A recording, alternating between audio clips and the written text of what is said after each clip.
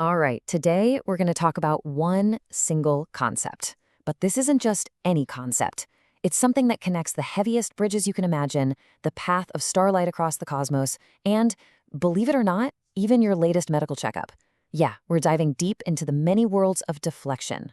So, let's just jump right in with a question. What could a highway, a black hole, and a simple blood sample possibly have in common? I know, it sounds like the setup to a really weird joke, right?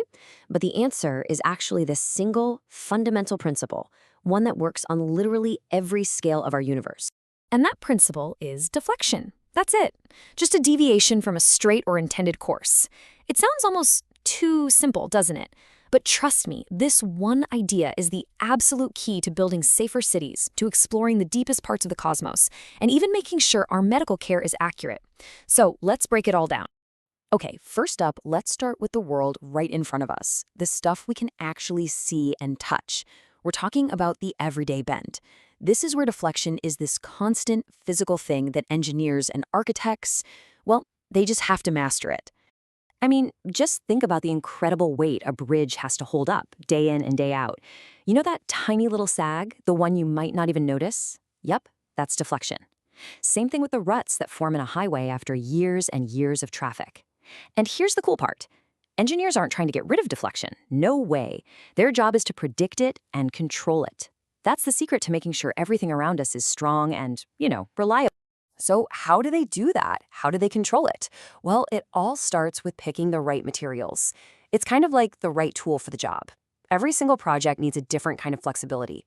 So you'll see steel, with its incredible strength, used for huge bridge girders. Then you've got pre-stressed glass for those super sleek modern buildings because it's so stiff. And of course, reinforced concrete gives you the give and take you need for massive beams. It's all about choosing the material based on exactly how it's going to bend under pressure. And get this, they have a way to see the bend before it even happens. It's this amazing technique called finite element analysis, or just FEA. What they do is build a perfect digital twin, a 3D model of the structure on a computer, and then they just throw everything at it. We're talking virtual traffic jams, hurricane-force winds, crazy temperatures, you name it. And the computer calculates how every single little part bends and stresses out. It's basically like having a crystal ball for construction. It's so cool. Okay, so a bending bridge, that makes sense. We can wrap our heads around that. But now, we're going to take a huge leap. What happens when the thing that's bending isn't solid at all? When it's something you can't even touch? Yeah, what if the thing bending is light itself? Right, so now we're heading into the world of the unseen. We're going to go from the absolutely mind-bending scale of the cosmos all the way down to the impossibly small, microscopic world. And out here, in the unseen, deflection kind of splits into two totally fascinating paths. On one side, you've got particle deflection. This is where you have things like electromagnetic fields literally grabbing charged particles and yanking them off course. It's super important for things like particle accelerators. But then you have light deflection. And this is a whole different ballgame. This isn't about a push or a pull. This is about gravity, from something massive like a black hole, warping the very fabric of space-time itself. The light isn't being pushed, the road it's on is bending. And you better believe scientists have a whole vocabulary for this stuff. They talk about gravitational lensing, which is just an awesome way of saying that a huge object, like a galaxy, can act like a cosmic magnifying glass, bending light so we can see stuff that's hiding behind it.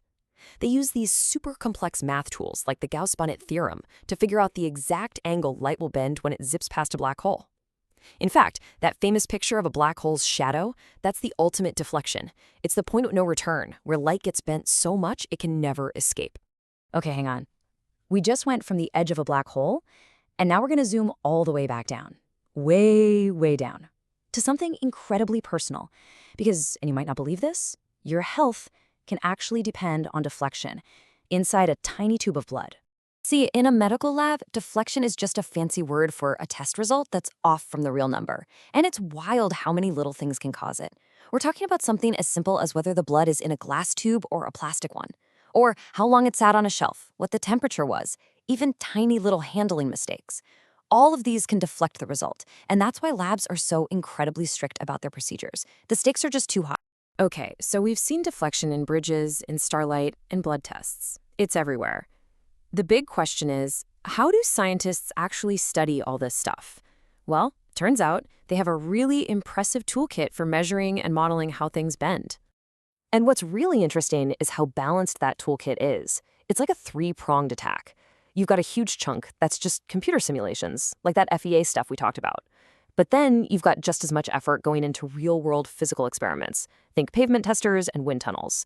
And then to complete the picture, you have analytical models and AI using pure math and machine learning to spot patterns no human could. But here's the thing. No single tool is perfect, right? I mean, simulations are amazing. They're fast, you can test crazy what-if scenarios, but they're only as good as the model you build. Then you have experiments. They give you hard, real-world proof, which is fantastic, but man, they can be expensive and take forever. And AI, it can find mind-blowing insights, but it needs a mountain of really good data to work with. So the real magic, the real breakthroughs happen when scientists get all three of these methods working together. All right, let's bring this all home. We've gone from bridges to black holes and back again. So what's the big deal? Why does understanding this one little concept, deflection, actually matter so much?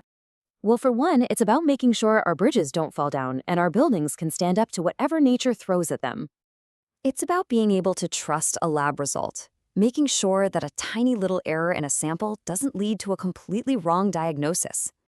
It's about pushing technology forward, everything from the tough electronics we carry in our pockets to the ridiculously complex parts inside a giant particle accelerator. And yeah, it's absolutely about looking out into the cosmos and using the bending of light itself as a key to unlock the biggest secrets of our universe. When you really boil it all down, it comes to this. Understanding how things bend is really about understanding how they respond to the universe. It's a way to measure an object's relationship with force, with gravity, with energy itself. So I'll leave you with this final thought. If everything, from a tiny microchip to an entire galaxy, is defined by how it responds to force, by its own special kind of deflection, then what are the unseen forces that are shaping the path you're on? Thanks for joining me on this one.